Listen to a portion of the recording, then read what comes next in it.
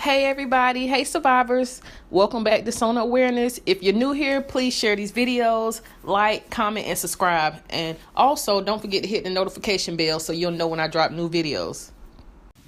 So let's talk about family court, going pro se.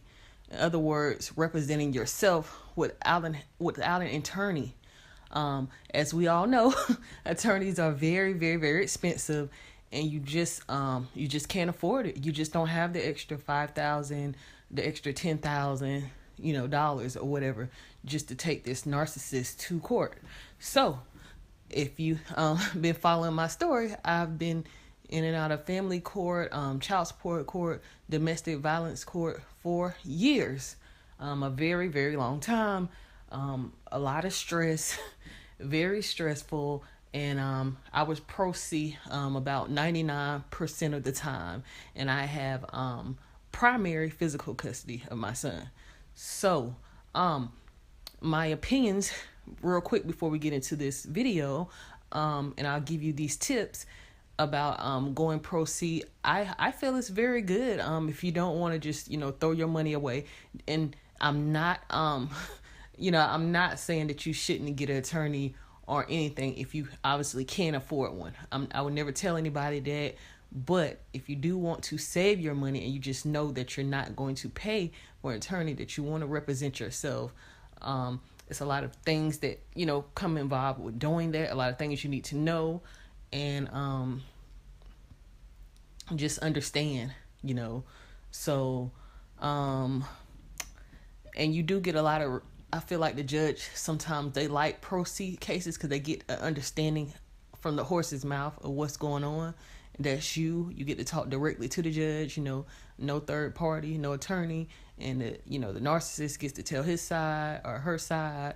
And yeah, so a lot of times the judge can get a deeper understanding of, the complaints and the issues that y'all have in family court or child support court or domestic violence. But I did have they gave me a free attorney in my state for domestic violence. So I did have a attorney for the domestic violence court. It was just child support and family court that I didn't have an attorney. And yeah, so anyways, let's get into these tips, guys. The first one, and this can go for ongoing cases too. If you already been in family court and you have to go back, my first tip is to get the dirt. Get the dirt. I'm not going to lie, guys. The narcissist is doing the same thing to you. They're going to come saying whatever they have to say about you. And they're going to lie too. But you get the dirt on them. Figure out, the evidence. Get an abundance of evidence and proof. A lot. You can't just go by, don't tell them all. I mean, you could tell them, but show what's going on. Let it go along with the story. Show what's going on. So this can be pictures, receipts. I don't care what kind of receipts they are. They can be grocery store receipts or movie ticket receipts. Just let it go along with your story, because a narcissist may say, hey, she beat my son last Saturday at 3:00, and it was like, really? I did. So last Saturday at 3:00 we were at the movies. So how is this happening at 3:00? You see what I'm saying? Like, keep all your receipts. Even if you're planning on going to court soon, start collecting receipts right now. Put them in a bag and keep them. Everything that you do with your kids, everything. I don't care if you go out to eat, just keep the receipts, because narcissists are pathological liars, and they're going to try to make you look like the worst parent in the world. So keep every receipt. If the library books, the type of books you let your kid read, keep the receipt. I know it sounds small and petty, but trust me. Keep every little receipt that you can. Keep the texts. If you don't have the parenting app ordered by the court, keep the text messages or the emails, all of them, every last one that y'all talk about, because narcissists lie so much. Keep this stuff for years, months prior to going to court. Just let it add up. Even if you just got out of court last month against a narcissist, start collecting the receipts and stuff again, because usually with narcissists, you're in and out of court for the majority of the 18 years of your kids, years, because narcissists are horrible people. They're horrible parents. They're gonna hurt you, and they're gonna try to win, so they won't have to pay child support. So yeah, keep this stuff, let it add up for years, and just keep collecting, never stop. Prior to court, because it's gonna be a lot of drama. Keep all the kids stuff, the school meetings, the dates. If you can get a private investigator, get one. If you can't, find out on your own their work hours. This can be done by simply just you know find out their work hours and where they live at. Just some pictures if you can get that somehow. I'll let you be creative on that. Their work hours and where they live at, because narcissists don't like disclosing their a lot of them don't like disclosing their addresses to the court system. A lot of them don't like that, and a lot of them they do, for some reason, a lot of them do face homelessness, and you'll never know until you find out about it, and it's usually at the last minute. But yeah, a lot of them deal with being homeless and moving around so much because they're so unstable and people can't deal with them for too long. So find out where they're living at currently before you go to court. If this is an ongoing case, if you're already been to court again, get some transcripts from the courthouse of the last court cases that you had against them, because they lie so much. Yeah, get the transcripts. So moving on, that was number one. Like I said, get the dirt on them. Number two is pull their criminal record. Narcissists do have criminal records. A lot of them have been in legal trouble, been to jail before, all types of things. So you may not think that they've been in trouble, but trust me, they're not going to tell you. They keep things so secret. They are so secretive and sneaky, but they want to know all your business so they can exploit you and use it against you. So every time you go to court, pull their criminal record before you go to see if they got in any trouble. If they could have a domestic violence case on their criminal record, and you be like, oh wow, I didn't know this. Of course, they're not going to tell you. With another girl, they could have gotten an issue. They could have been drinking and driving. Pull their criminal record, because they're not going to tell you everything if you. So number three, organize everything. I learned a lot of my organizational skills from school, going to college. But just type great notes and make sure they're in chronological order. Submit your evidence in chronological order, like what happened first and then what happened after that, and then he did this, boom, boom, boom. Just let it flow. So once it flows, when you get in court and it's telling your story, everything will match up, and you got to check all of this evidence into court. So make sure when you first go up there to the judge, you're going to have to check your evidence into court. So make sure you are very, very organized. Number four, research everything. If you haven't been to court, if you've never been to court before, research everything, your local laws, court etiquette, how to do an objection, and, saying your honor. Pre-write the questions and take good notes about how you want to tell your story. So pre-write your questions, because a narc is just going to be lying so much, and it's going to throw you off, and y'all don't need to be thrown off in the courtroom. You can ask questions like, hold on, let me look at my notes. You can ask questions like, would you say you love your kids? Why didn't you show up for this school meeting? Or if they keep on lying on you, say, every time they lie to the judge, everything that they say, do you have proof of this? Do you have proof of this? What time did this happen? Where did this happen? Why didn't you tell me this happened? So the judge get an understanding that they're lying. They know. A lot of the judges know what's going on, but you gotta put it in there, stick it to them like that. Ask them, how long were you in jail? How many times have you been arrested before? Did you go to college? Just ask them all these questions. Nail it to them. Do your research on how court works.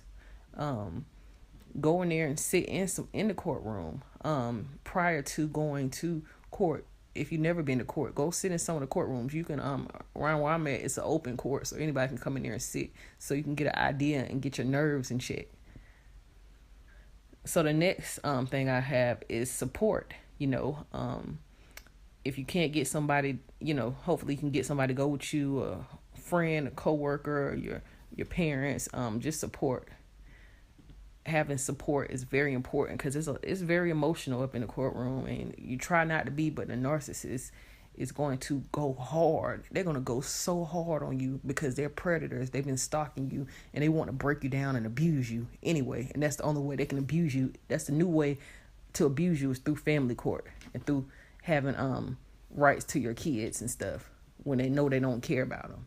That's a new way to abuse you, since they can't physically abuse you anymore. So have some support to go with you, because it's tough, and they could be stalking you outside the courthouse, or before you go in or after you leave. So have some support to go with you. If you can't have some support, just record or go live when you're walking into the courthouse, so they're not following you there, and go live after you leave. Just be careful with them, because they are stalkers. They are crazy. The next thing I want to say is evaluate the narc's complaint about you, whatever they got to say about you in their order or whatever. Evaluate it and see how you're going to counter or argue that. Still bring plenty of proof and evidence. Show where you were at, seeing what they're saying, get a witness if you can, whatever, to counter argue their complaint about you. See what they're talking about. Okay, so number 7 is, in the courtroom, control your emotions at all times. Try not to be too shocked, because a narcissist is going to be acting like this. I mean, yeah, they'll be going off and crying and acting crazy, and it's just, it's just a lot. But just try not to be too shocked, because it's going to throw you off, and it's going to make you unfocused on your case. Try not to be too pissed off and cursing or anything like that, because a judge might think you're the narcissist. So try to keep yourself calm. Just calm and stick to the your notes. That's why I said take notes about what you want to say, how you want to argue, and the questions you have to ask. Just stick to your notes before you go in there. So number 8 is just understand that the narcissist is going to lie. I don't care how many times you go to court, even if this is your first time, just understand they're going to lie a lot, because that's what they do. So you can't control what they say, but the only thing you can do is just control yourself and say, do you have any proof of this whatsoever? Do you have any proof that I smacked our daughter in the face? Do you have any proof? Do you have any proof that I took her out of state without telling you? Or do you have any proof? Because they'll use their emotions and stuff and try to get all crazy, acting crazy in court, and just be lying the whole time. This is what they do. So just ask them every time they lie, do you have any proof of this? And the judge will control it. She'll be like, she'll control it. She knows how to, when you object to stuff, and she knows how to step in or whatever, make the courtroom flow. If you're not that good, because you're not an attorney, obviously, so the judge knows when to step in. So number 9, record your kids prior to going to court. I always suggest this if you got kids with a narcissist, because they are going to say parental alienation. You're trying to keep them away from the kids. Record the kids. If you can put a secret camera during your parenting time in the living room or in the dining room where y'all eat at every day, just cut it on every morning to show that your kids are eating, they're getting ready for school, and in the afternoons that they do talk to the other parent, the mom or the dad, because the narcissist is going to say you're blocking communication, they can't talk to them on the phone, all of these lies. So I suggest that, and a lot of people might disagree with me, that's fine. I suggest to record your kids as much as you can, what you do with your parenting time, because a narc, they be coming out of the woodworks with anything that they can when you go to family court. All these allegations and all these crazy things. So, sometimes they seem believable because they get so overly emotional, but they're just using, they're trying to charm the judge. They're just working very hard. They're working their ass off in family court, because this is their day. This is their stage, and they're acting out. They're going to try to charm the judge, try to say something good about your relationship, try to say something good about you, and then they'll go in trying to gaslighting, using gaslighting and all the techniques, They're just working hard. Court is their day, so you better go hard or go home, or the narcissist is going to destroy you in court. That's what they want to do anyway. So yeah, record your kids, because it's always going to be that you don't do this as a parent, you don't do that, you don't talk to them. It's always going to be something crazy they're saying about you. And number 10, this is my last one, you guys. Put your kids in therapy. I suggest that, just because you're giving a kid a third party to talk to, showing the judge that you're responsible, that you're caring, that you're supporting your kids. You know, put the kid in therapy, because you don't want to look like the bad guy, and the narcissist is going to try so hard. If you can, keep them in therapy. If you know you're riling up to go to court, if you feel like you're going to go to court against a narcissist, if you got that feeling, just put your kids back in therapy. Yeah, get them, some support, and show the judge that you do care. So yeah, these are my tips for going to court against a narcissist. It is going to be crazy, but it's going to be okay. If you don't have the money for attorney, it's okay. I get it. Not everybody can afford attorney. So do your research, guys, again, and everything gonna be okay. So let's get the comments popping, guys. Tell me what you think about this video. And if you know somebody that, that may need this video, may need this type of support, please share it, guys. Thank you so much for watching.